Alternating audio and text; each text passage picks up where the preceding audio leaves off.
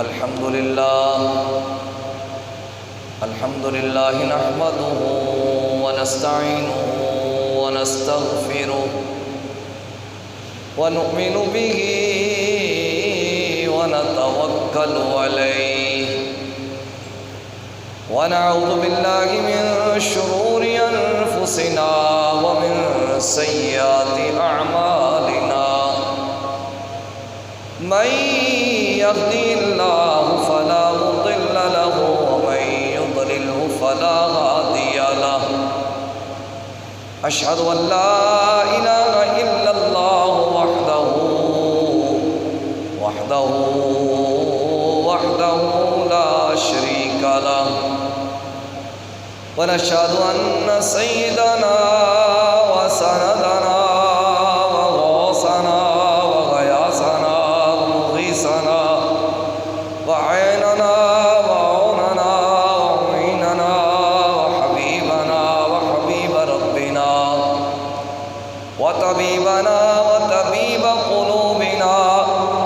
ومقصودنا ووجودنا ومطلوبنا ومرغوبنا ومحبوبنا ومسهوبنا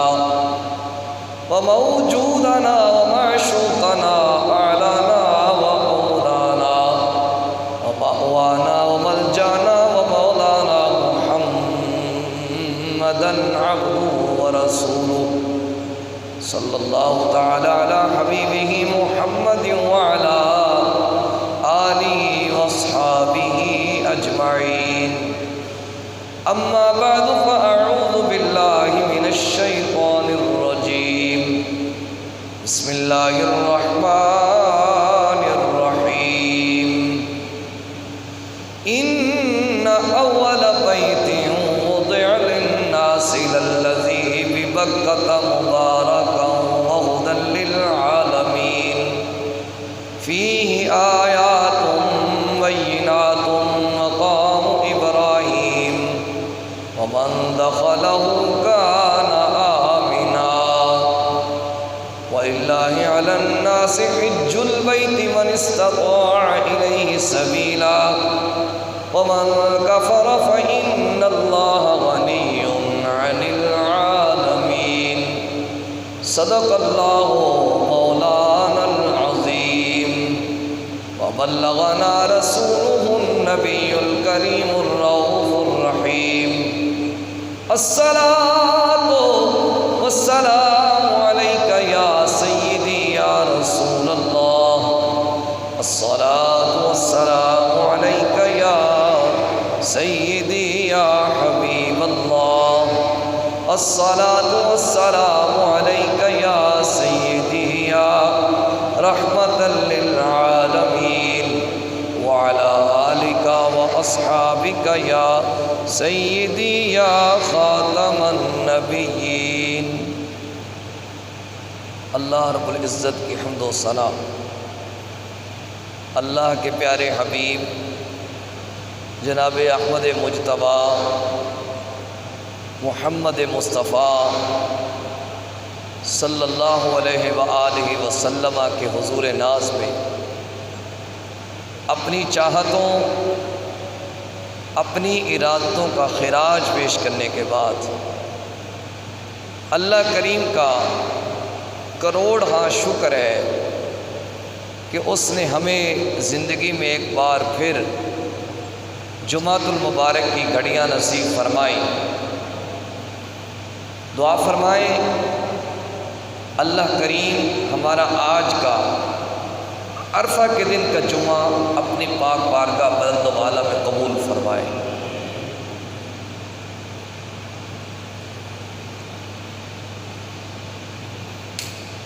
گرامی قدر حضرات، گزشتہ 2 جمعوں سے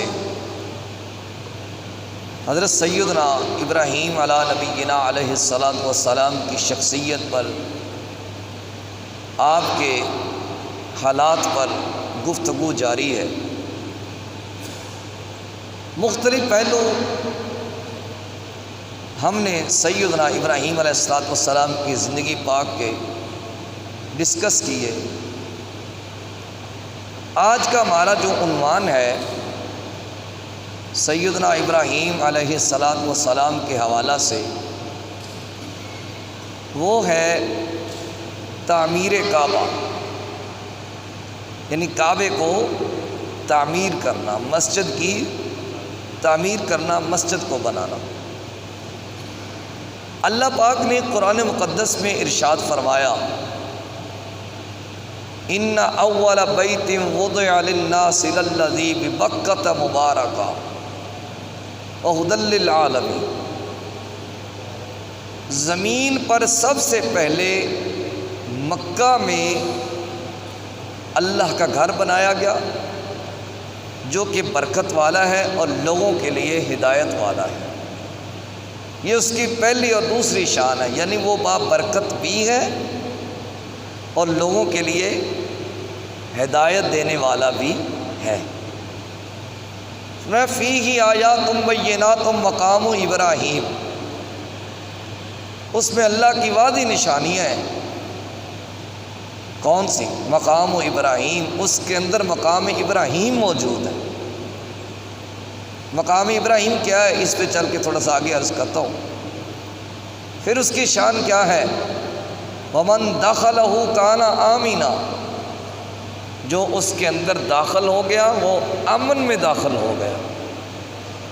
وہ خیر و برکت میں داخل ہو گیا، وہ رحمت میں داخل ہو گیا۔ وَلِلَّهِ عَلَى النَّاسِ حِجُّ الْبَيْتِ مَنِ اسْتَطَاعَ إِلَيْهِ سَبِيلًا، فرمایا لوگوں کے لیے اس کا حج ضروری ہے اگر لوگ اس کی طاقت رکھتے ہیں۔ وَمَنْ كَفَرَ فَإِنَّ اللَّهَ غَنِيٌّ عَنِ الْعَالَمِينَ، اور جو اس بات سے انکار کرے، منہ پھیرے، اللہ پھر اس سے بے نیاز ہے، اللہ کو پھر اس کی کوئی پرواہ نہیں ہے۔ یعنی ایک بندے کے اوپر حج فرض ہے، اللہ تعالیٰ نے وسعت مال بھی دے رکھی ہے، سب کچھ دے رکھا ہے، آنے جانے کے معاملات بھی ٹھیک ہیں، حکومت کی طرف سے بھی کوئی رکاوٹ نہیں ہے، اس کے باوجود وہ حج نہیں کرتا، طاقت بھی رکھتا ہے، صحت بھی ہے، حج نہیں کرتا، تو نبی کریم صلی اللہ علیہ وآلہ وسلم کا فرمان ہے کہ جس بندے نے طاقت رکھنے کے باوجود حج نہ پڑھا، مجھے کوئی پرواہ نہیں ہے وہ یہودی ہو کر مرے، وہ نصرانی ہو کر مرے، یا وہ مجوسی ہو کر مرے، مجھے اس کی کوئی پرواہ نہیں۔ یہ تو تھا بیت اللہ کی تھوڑی سی عظمت کے بارے میں اور بیت اللہ کی شانیں اور حج کی فضیلت کے بارے میں۔ سیدنا ابراہیم علیہ السلام جب تیسری دفعہ یا چوتھی دفعہ مکہ المکرمہ میں حاضر ہوئے، حضرت اسماعیل علیہ السلام کو چھوڑنے کے بعد، تو پہلے جتنی دفعہ اجازت ملی وہ مشروط اجازت ملی کہ تم نے ملاقات کرنی ہے، لیکن وہاں پہ سواری سے نیچے نہیں اترنا۔ لیکن جب اس دفعہ اجازت ملی تو حضرت سارہ رضی اللہ تعالی عنہا نے حضرت ابراہیم علیہ السلام کو غیر مشروط طور پہ اجازت دی، غیر مشروط اجازت تھی ملاقات کی۔ اب حضرت ابراہیم علیہ السلام تشریف لے کے جاتے ہیں، سیدنا اسماعیل علیہ السلام ایک درخت کے نیچے اپنے تیر سیدھے کر رہے ہیں، کیونکہ آپ شکار فرمایا کرتے تھے۔ باپ نے بیٹے کو دیکھا، بیٹے نے باپ کو دیکھا، پھر دونوں باپ بیٹا دونوں نبی سینے کے ساتھ خوب لگ کے روئے، خوب گلے لگ کے روئے۔ ظاہر ہمارا بھی کوئی جب کوئی پیارا باہر گیا ہوتا ہے، جب واپس آتا ہے تو اتنی دیر کے بعد ملاقات ہوتی ہے تو بندہ خوب یا تو خوشی سے رو رہا ہوتا ہے کہ ہمارا پیارا ہمیں زندگی میں پھر مل گیا۔ تو یہ اولاد کی محبت یا والدین کی محبت یہ ایک فطری چیز ہے، اس سے کسی قسم کا کوئی انکار نہیں ہو سکتا، کیونکہ فطرت اللہ کریم کی پیدا کردہ ہوتی ہے، اور اسلام فطرت کے خلاف کسی قسم کی کوئی جنگ نہیں کرتا، اسلام فطرت کو نہیں کچلتا۔ دونوں باپ بیٹا خوب گلے لگ کے روئے۔ جب کافی دیر رونے کے بعد حضرت ابراہیم علیہ السلام نے جب کچھ دن قیام فرمایا تو آپ نے اپنے بیٹے سیدنا اسماعیل علیہ السلام کو حکم دیا کہ مجھے میرے رب نے حکم دیا ہے کہ میں یہاں پہ مسجد تعمیر کروں، بیت اللہ تعمیر کروں، تو میری مدد کر۔ حضرت ابراہیم علیہ السلام کی آواز پر بیٹے نے لبیک کہا اور کہا ابا جان میں آپ کی مدد کرنے کے لیے تیار ہوں۔ قرآن مقدس میں ارشاد فرماتا ہے انما یعمر مساجد اللہ من آمن باللہ والیوم الآخر، جو اللہ اور یوم آخرت پر ایمان رکھتے ہیں وہ مساجد کی تعمیر کا حکم دیتے ہیں، وہ مساجد کی تعمیر میں حصہ لیتے ہیں، خواہ وہ مستری ہو، خواہ مزدور ہو، خواہ کام کروانے والے کارکنان ہو، خواہ وہ مسجد کی خوبصورتی کے حوالہ سے کوئی بات ہو، خواہ وہ مسجد کی صفائی اور ستھرائی کے حوالہ سے کوئی بات ہو، تو یہ سارے کے سارے اس ضمن میں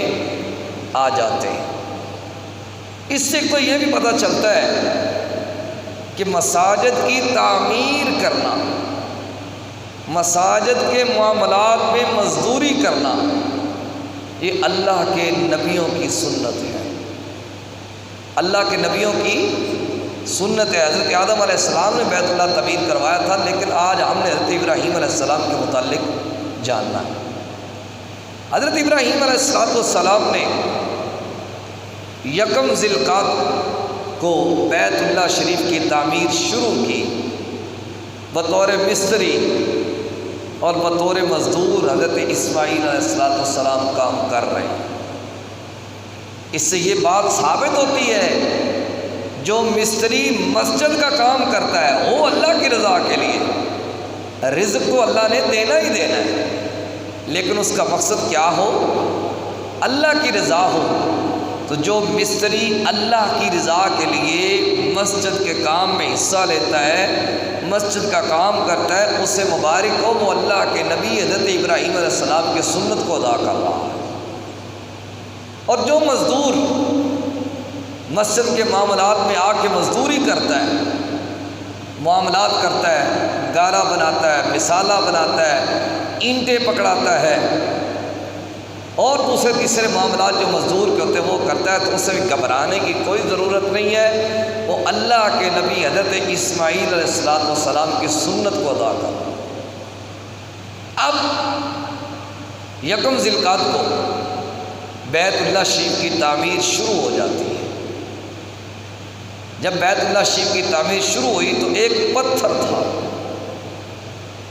جس میں حضرت ابراہیم علیہ السلام کھڑے ہو کے کام کر رہے تھے، اور وہ پتھر سیڑھی کا کام دیتا تھا، حالانکہ پتھر اوپر کی طرف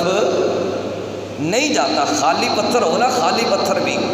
اگر اس کو اوپر کی طرف پھینکے تو وہ اوپر نہیں جائے گا، بلکہ کیا کرے گا، وہ نیچے آ جائے گا۔ لیکن حضرت اسماعیل علیہ السلام اپنے بابا حضرت ابراہیم علیہ السلام کو پتھر پکڑاتے ہیں، کیونکہ اس وقت پتھر ہی تھے، اینٹیں تو تھی ہی نہیں، پتھر پکڑاتے ہیں، وہ ان کو پکڑتے ہیں، پتھر پر کھڑے ہوتے، اسے حکم دیتے ہیں چل اوپر چل، تو پتھر اللہ کے حکم سے حضرت ابراہیم علیہ السلام کی دی ہوئی اللہ پاک نے کو طاقت دی رکھی، اس طاقت سے پتھر اوپر چلا جاتا۔ اور یہ بھی نہیں کہ پتھر اوپر جا کے نیچے آ جائے، جیسے ہم یہ لگاتے ہیں، سیڑھی لگاتے ہیں، جیسے یہ سٹینڈ لگا ہوا ہے، اپنی یہ پاؤں پر کھڑا ہوا ہے، اس کے پتھر کے کوئی پاؤں نہیں تھے، لیکن جب اللہ کے نبی حضرت ابراہیم علیہ نبینا علیہ السلام جتنی دیر اوپر کام کرتے رہتے، وہ پتھر ویسے ہی کھڑا رہتا، سہارا دے کے کھڑا رہتا۔ جب اللہ کے نبی حضرت سیدنا ابراہیم علیہ السلام کام کر کے نیچے آنا چاہتے تو اس کو حکم دے چل بھی نیچے چل، تو پتھر نیچے لے کے آ جائے۔ یہ شان ہے خدمت گاروں کی، سردار کا عالم کیا ہو۔ حضرت ابراہیم علیہ السلام تو میرے نبی کے خادم ہیں، میرے نبی کے مقتدی ہیں، لیکن مقتدی کے حکم پر پتھر چل رہا ہے، کبھی اوپر کبھی نیچے، کبھی اوپر کبھی نیچے، کبھی اوپر کبھی نیچے۔ یہ اللہ کے نبی کی طاقت ہے۔ پھر 25 ذی القعدہ تک مسجد شریف کی جو تعمیر ہے وہ پایہ تکمیل تک پہنچ گئی۔ 24 دنوں میں اللہ کا گھر تیار ہو۔ اب جو وہ پتھر تھا، چونکہ اس پر مسلسل اللہ کے نبی حضرت سیدنا ابراہیم علیہ السلام کھڑے ہو کے کام فرما رہے تھے، اتنی دیر جب کھڑے ہوئے رہے تو اس پتھر پر نشان بن گئے، آپ کے قدمین شریفین کے نشان بن گئے۔ جب اس پتھر پر اللہ کے نبی حضرت ابراہیم علیہ السلام کے نشان بن گئے قدموں کے، تو اللہ کو یہ بات اتنی پسند آئی، فرمایا وَاتَّخِذُوا مِن مَّقَامِ إِبْرَاهِيمَ مُصَلًّى، ابراہیم علیہ السلام کی جگہ کو اپنا مصلی بناؤ۔ اور قیامت تک جتنے لوگ عمرہ کرنے کے لیے جائیں گے، جتنے لوگ حج کی ادائیگی کے لیے جائیں گے، جب تک مقام ابراہیم علیہ السلام پر، اب تو انہوں نے خیر نظام بدل دیا، دور کھڑے ہو کے پڑھتے، لیکن اس کے سامنے پڑھتے، جب تک مقام ابراہیم علیہ السلام پر 2 رکعت نفل نہیں پڑے گا، اللہ کو اس کا حج قبول نہیں ہے، اللہ کو اس کا عمرہ منظور نہیں ہے۔ یہ اللہ اپنے بندوں کی اداؤں کو زندہ